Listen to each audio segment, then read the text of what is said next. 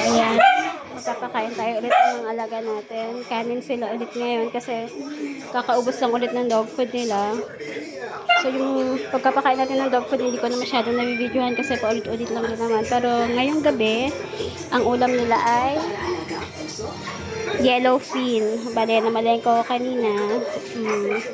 Nakita ko yung natitirang isda dun sa ali. 4 na pirasong yellowfin. Nabili ko lahat. Yung dalawa, ulam namin sa baba. Nagataan namin. Tapos, ngayon naman yung mga alaga ko. Nilaga ko itong isda.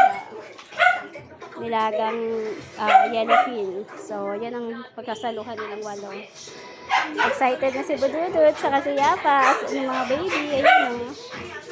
So, pause mo na. So, ayan, nalamat na natin yung kanin, saka yung ulam nila. Kakain na sila ngayon. Dami nilang pagkain. At nakaubos na. Nakaubos na din si Bududut. Nakaubos na sila. Ayan, ang bilis nilang kumain kapag tuna ulam. Ayan. Ayan. So, masaya si Mami at nakaubos sila.